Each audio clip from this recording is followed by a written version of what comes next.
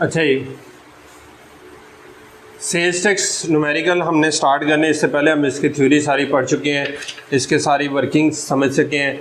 आज हम इनकी न्यूमेरिकल प्रॉब्लम स्टार्ट करेंगे। ये आपकी बुक का पेज नंबर 140 है इस बुक का।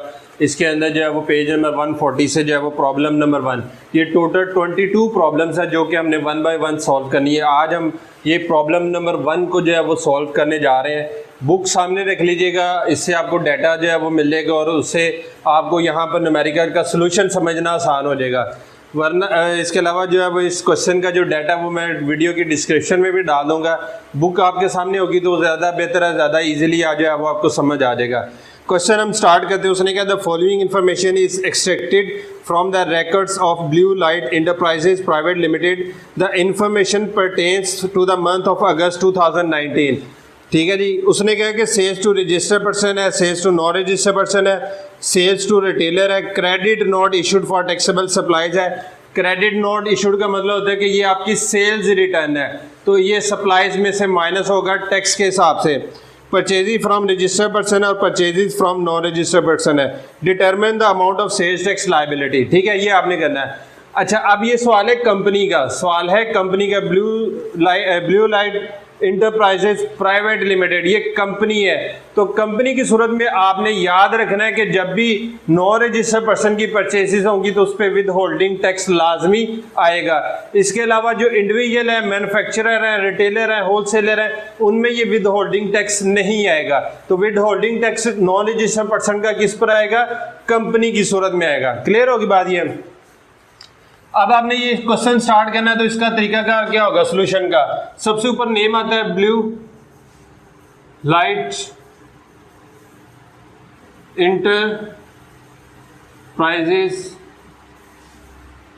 Private Limited. NTN number, sales tax registration number, for the month of August 2019, computation of sales tax payable. तो हर सवाल के स्टार्ट पे आपने ये लिखना है। इसके बाद आपने 2 कॉलम्स ड्रा कर लेने हैं। सबसे पहले यहाँ पर आ जाएंगे आउटपुट। जो बुक के ऊपर उसने न्यूमेरिकल सॉल्व किया हुआ है, मेरा सोल्यूशन उससे थोड़ा सा मुख्तलिफ होगा। ठीक है, मैंने एक ही पैटर्न पे ये लेके चलना है, उसी पर हमने जो है वो सारे सॉल्व करने हैं। क्योंकि बुक में शुरू में उन्होंने पैटर्न जो है वो ये रखा है कि वो यहाँ पर आउटपुट टैक्स लेते हैं। ठीक है, शुरू वाले जो 2-3 सवाल हैं, और बाकी फिर आगे चल के उन्होंने यहाँ पर आउटपुट रखी है और टैक्स बाद में कैलकुलेट किया है। तो हम अभी से जो है वो जो फॉर्मेट हमने फॉलो करना है एंड तक, तो हम अभी से जो है वो सोल्यूशन वहीं से करेंगे। आउटपुट के अंदर सबसे पहले आपकी आती है टैक्सेबल सप्लाईज। टैक्सेबल सप्लाईज, ये आपकी हेडिंग आ जाएगी। अब आप देखेंगे कौन कौन सी है। सेल्स टू रजिस्टर्ड पर्सन, ये आपकी टैक्सेबल सप्लाईज है। तो यहां पर आ जाएंगे sales to registered person. Amount इसकी है 52 लाख।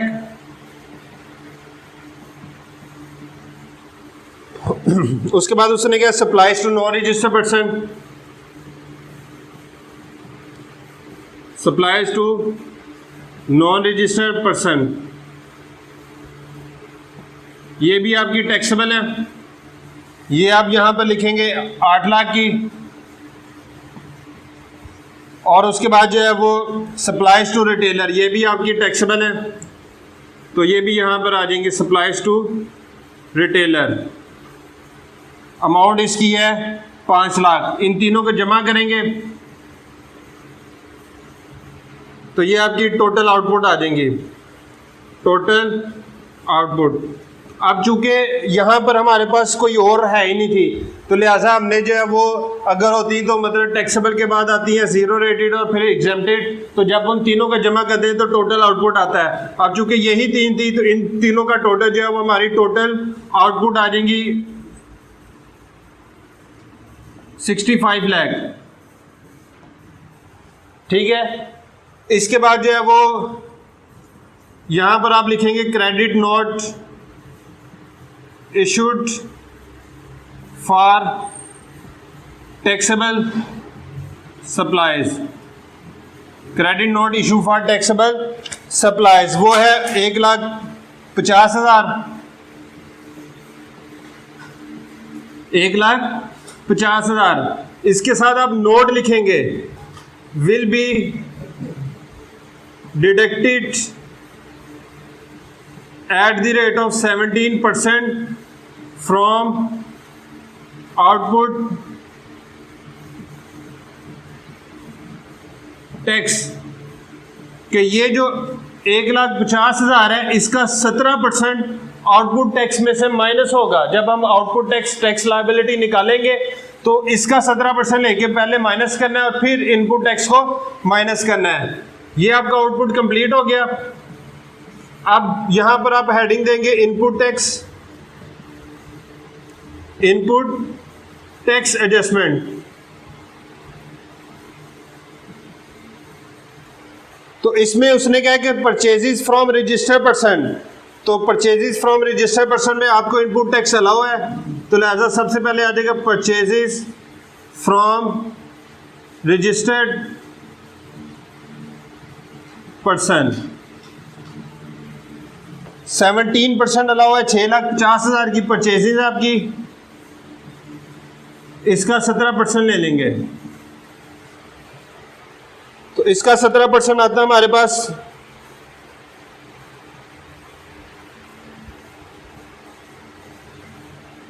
कितना आता है 1,10,500। उसके बाद उसने क्या purchases from non registered person, amount इसकी है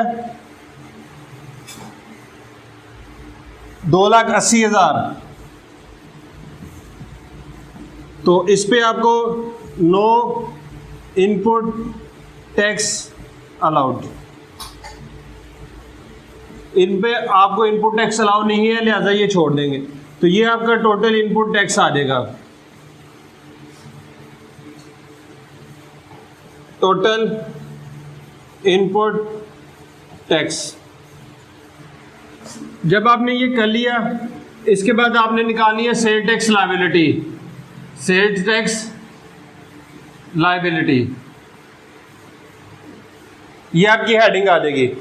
अगर सवाल के अंदर उसने जीरो रेटेड और एग्जेम्प्टेड दी होती, जीरो रेटेड और एग्जेम्प्टेड दी होती, तो हमने क्या करना था, इस इनपुट टैक्स को हमने अपोर्शनेट कर लेना था, इसके हिस्से कर लेने थे जीरो रेटेड, टैक्सेबल और एग्जेम्प्टेड के अंदर। अब चूंकि इसमें सिर्फ एक ही है टैक्सेबल, तो लिहाजा इसकी अपोर्शनमेंट करने की जरूरत नहीं है, इसको एज इट इज हम यहाँ पर जो है वो डील करेंगे। अब आपने अपनी सेल टैक्स लायबिलिटी निकालनी है, तो उसका तरीकाकार क्या होगा। सबसे पहले आप निकालेंगे output tax on taxable supplies eight the rate of 17%। आपके पास आउटपुट है, टोटल जो आपकी आउटपुट है वो कितनी है 65 लाख। इसका हम 17% कैलकुलेट करेंगे, टोटल आउटपुट कितनी है 65 लाख, और इसके ऊपर हमने जो है वो सेल टैक्स अप्लाई करना है 17% के हिसाब से। तो इस टोटल का हम 17% लेंगे।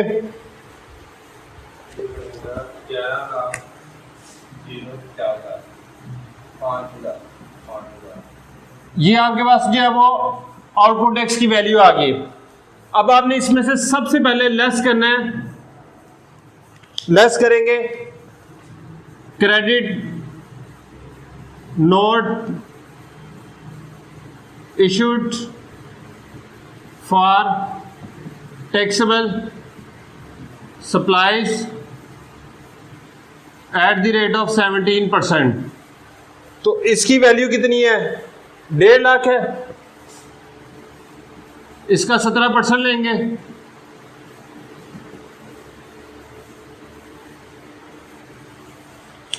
डेढ़ लाख का 25,500 ये आ जाएगा। आपने इसमें से इसको माइनस करना है 1,079,500। फिर आप यहां से लेस करेंगे इनपुट टैक्स एडजस्टमेंट। अब आपने इनपुट टैक्स माइनस करना है। इनपुट टैक्स कितना अपना 1,10,500। माइनस करने से पहले आपने रिस्ट्रिक्शन लगानी है कि ये रिस्ट्रिक्शन आपने चेक करनी नहीं। Restriction up to 90% of output tax. तो आउटपुट टैक्स आपका कितना है 1,079,500। इसका 90% लेना आपने 1,079,500 इसका 90% ले।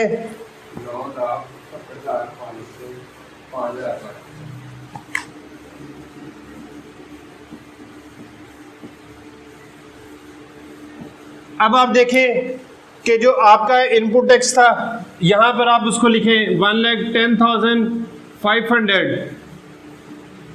आपका इनपुट टैक्स इसके 90% से लेसर है, कम है, छोटा है। सो ये आपको अलाउ होगा तो आप इसको यहाँ पर आउटर कॉलम में ले आएंगे, इधर लाके इसमें से माइनस कर देंगे। ठीक है। आपने क्या करना है कि इनपुट टैक्स इनर कॉलम में लिखना है और चेक करना है कि जो आपका इनपुट टैक्स है वो 90% ऑफ आउटपुट टैक्स से ज़्यादा नहीं होने चाहिए। अच्छा, अब यहाँ पर सवाल होता है कि अगर ये ज़्यादा हो जाए तो फिर ये वाली जो रकम है ये इधर आके माइनस होगी। ठीक है, माइनस करें, बाकी क्या बचेगा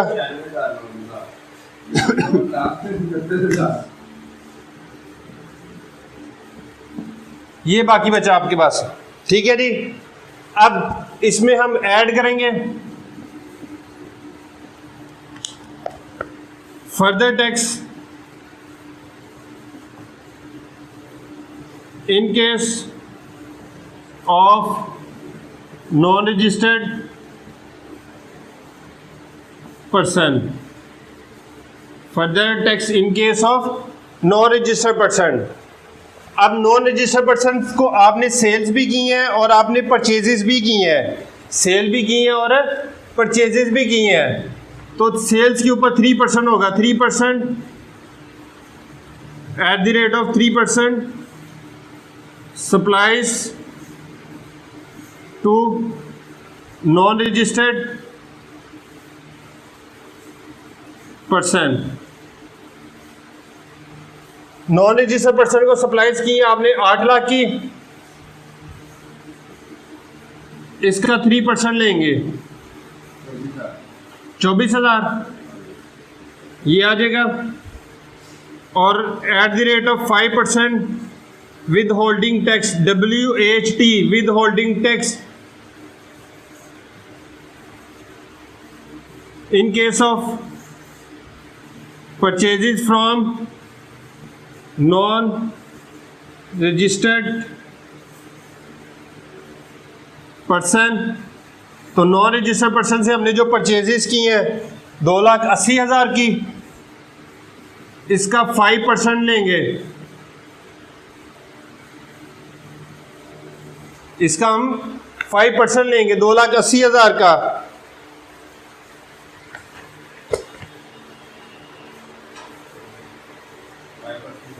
हाँ जी, नहीं मैं आपको बताता हूँ कि आपने इसको जो है वो 100/117 करके जो आंसर आएगा उसका 5% ले लेना है।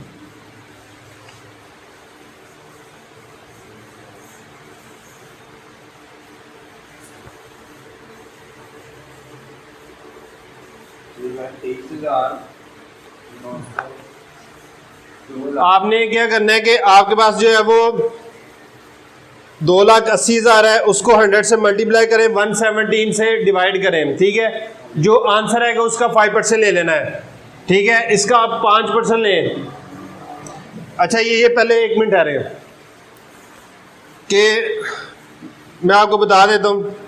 2,80,000 इसको आपने ज़रब किया 100 से, तकसीम किया 117 से, तो आपका आंसर आया 2,39,316.2393। अब इसका हम क्या करेंगे, 5% लेंगे, तो मल्टीप्लाई बाय 5 डिवाइडेड बाय 100, तो ये आ जाएगा आपके पास आंसर 11966, ठीक है। अब आपने ये क्यों किया है, ठीक है। देखें, जब आप चीज़ें जो है वो परचेज करेंगे नो रजिस्टर पर्सन से, तो आपने उसको जो है वो पहले ग्रॉसअप कर लेना है। पहले क्या कर लेना है, ग्रॉसअप कर लेना है। मतलब उसके अंदर आपने सेल टैक्स की वैल्यू को ऐड करके फिर आपने विद होल्डिंग टैक्स उसमें से काट लेना है। पहले आप खुद ही उसको ग्रॉसअप करेंगे, फिर आप उस पे से विद होल्डिंग टैक्स जो है वो काटेंगे 5% के हिसाब से। तो जब ये तीनों चीज़ें हो जाएंगी, इन तीनों का जो सम होगा, तीनों का जो सम होगा उसको आप कहेंगे टैक्स पेएबल विद रिटर्न। तीनों को जमा कर लें,